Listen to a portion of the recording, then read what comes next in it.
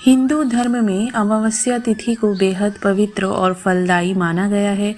यह तिथि मुख्य रूप से पितरों को समर्पित होती है।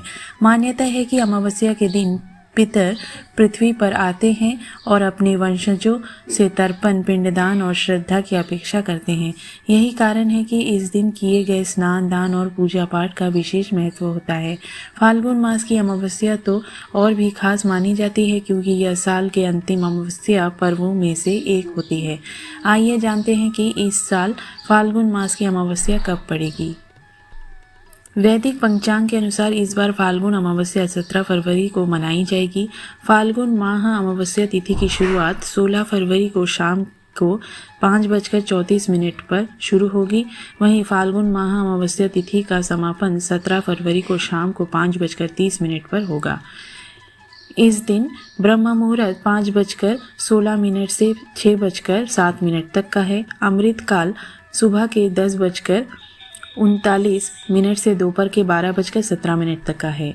विजय मुहूर्त दोपहर के 2:28 से 3:13 तक का है।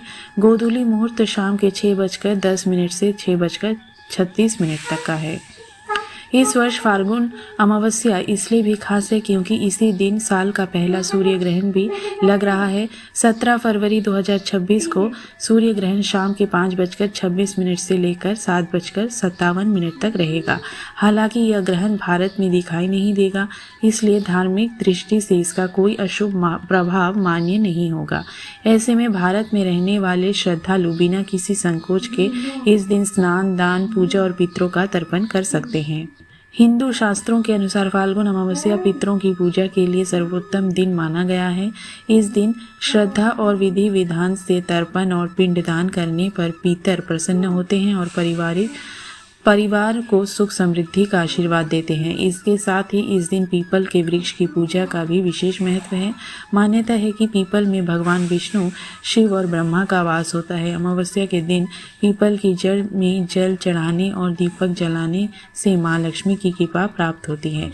वहीं फाल्गुन अमावस्या पर तुलसी माता और शालिग्राम भगवान की पूजा भी अत्यंत पुण्यदायी मानी गई है। ऐसा माना जाता है कि इनकी पूजा से घर में सकारात्मक ऊर्जा बनी रहती है और आर्थिक परेशानियां दूर होती हैं।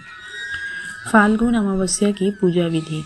फाल्गुन अमावस्या के दिन सुबह जल्दी उठकर किसी पवित्र नदी, सरोवर या कुंड में स्नान करना श्रेष्ठ माना जाता है। यदि यह संभव ना हो तो घर पर स्नान के जल में गंगा जल मिलाकर स्नान करें। स्नान के बाद साफ वस्त्र धारण करें और सूर्य देव को अर्घ्य देकर प्रणाम करें। इसके बाद भगवान गणेश का ध्यान करें और उनके मंत्रों का जाप करें ताकि पूजा में कोई विघ्न न आए। फिर भगवान विष्णु और भगवान शिव की विधि विधान से पूजा करें और व्रत का संकल्प लें। मान्यता है कि इस दिन घर में गोमूत्र का छिड़काव करने से नकारात्मक ऊर्जा दूर होती है। इसके बाद अपने पूर्वजों के लिए तर्पण करें। तर्पण के समय जल में काले तिल, कुश और चावल मिलाकर पितरों का स्मरण करें। तर्पण के बाद ब्राह्मणों को भोजन कराएं और दान दक्षिणा दें। इससे पितरों को शांति मिलती है। शाम के समय पीपल के वृक्ष के नीचे सरसों के तेल का दीपक जलाएं। दीपक जलाने के बाद पितरों का स्मरण करते हुए पीपल की 7 बार परिक्रमा करें। माना जाता है कि ऐसा करने से पितृदोष शांत होता है और जीवन में आ रही बाधाएं दूर होती है।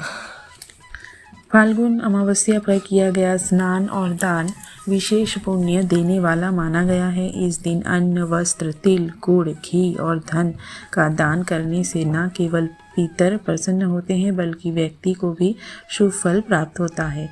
धार्मिक मान्यता है कि अमावस्या के दिन पितर सूर्यास्त तक घर के द्वार पर वायु रूप में उपस्थित रहते हैं और अपने वंशजों द्वारा किए गए कर्मों को देखते हैं। ओम नमो भगवते वासुदेवाय नमः।